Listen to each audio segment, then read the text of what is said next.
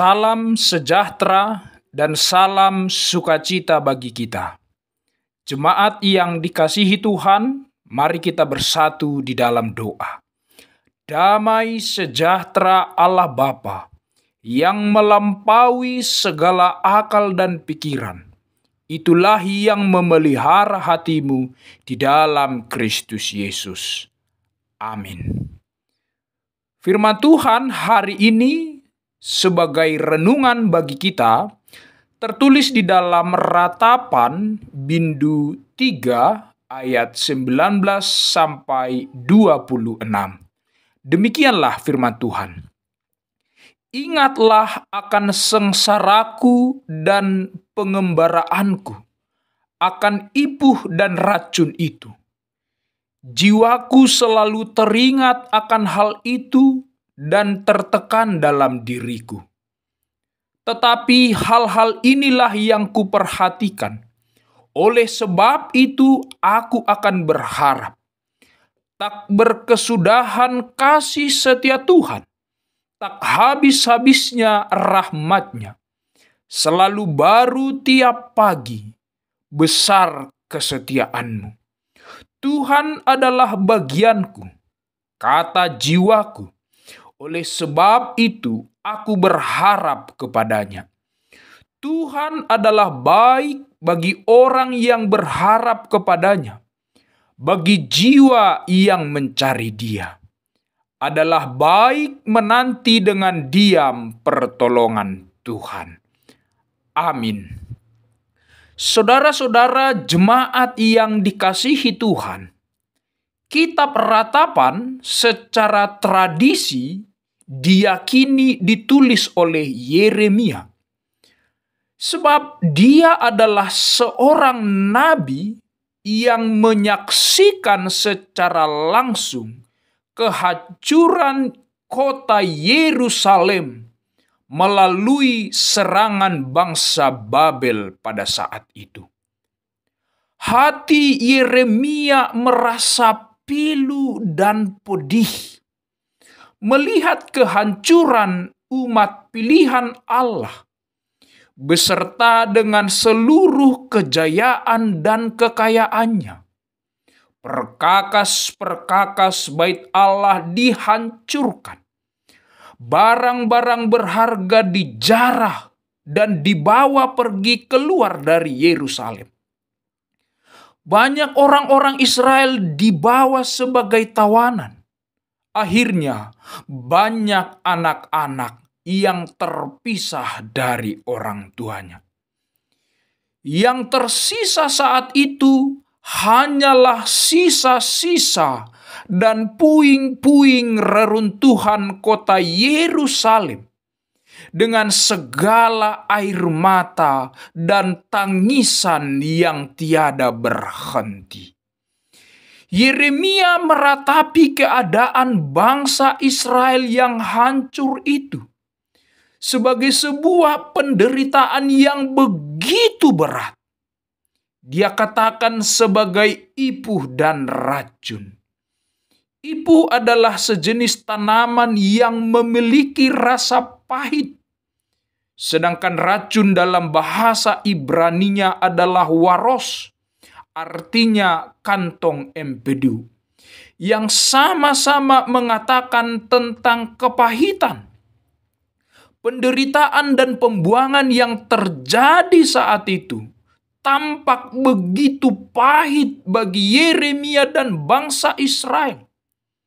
Berkaitan dengan kehancuran tanah air mereka.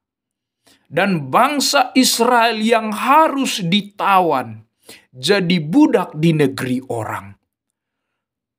Penderitaan seperti itu mungkin kita hadapi saat ini. Begitu banyak problema, kesulitan, tekanan hidup yang membuat kita lemah dan menyerah. Seolah-olah tidak ada kekuatan untuk menjalaninya. Tidak ada lagi semangat dan keceriaan dalam hidup kita. Kita merasakan kepahitan dan luka batin yang mendalam, yang tidak tersembuhkan. Luka-luka itu membekas di dalam pikiran dan ingatan kita dan menghasilkan trauma dalam hati. Setiap kali kita ingat peristiwa itu, kita menjadi ketakutan dan gemetaran. Luka-luka yang sama juga terjadi di dalam diri Yeremia. Dia selalu teringat atas apa yang dialami dan dirasakan bangsa Israel saat itu. Semua itu ada di dalam pikiran dan ingatannya. Namun, saudara-saudaraku, kita harus ingat, Yeremia sampai pada sebuah perenungan yang sangat mendalam. Dia beralih dari keputusasaan menjadi penuh harapan. Dia tidak menyangkal telah terjadi kehancuran yang sangat menyakitkan pada bangsa Israel.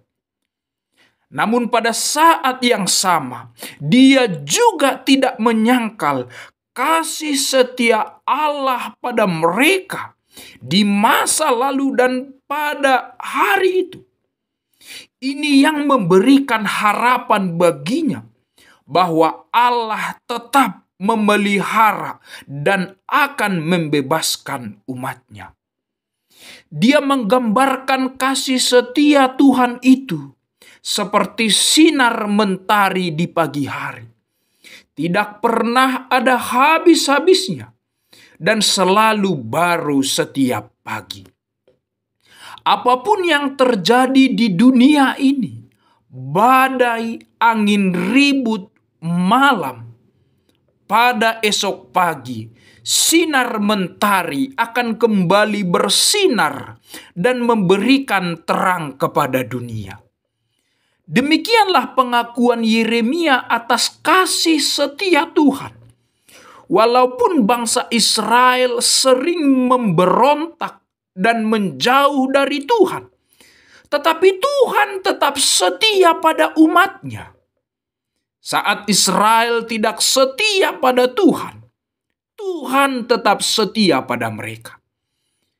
Kasih setia Tuhan inilah yang menjadi dasar pengharapan bagi Yeremia. Tuhan memiliki reputasi kasih setia yang luar biasa.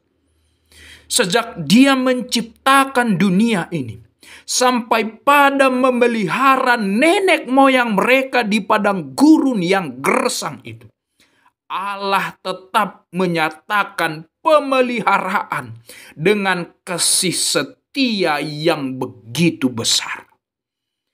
Tuhan itu baik kepada orang-orang yang berharap kepadanya, bagi jiwa yang mencari Dia. Pemazmur berkata, "Bersyukurlah kepada Tuhan, sebab Ia baik, bahwasanya untuk selama-lamanya kasih setianya." Tuhan itu baik dan akan selalu baik dari dulu, sekarang, sampai selama-lamanya. Tuhan itu tetap baik. Dia tidak memandang masa lalu kita. Dia tidak melihat keburukan kita. Dia tidak melihat keadaan kita.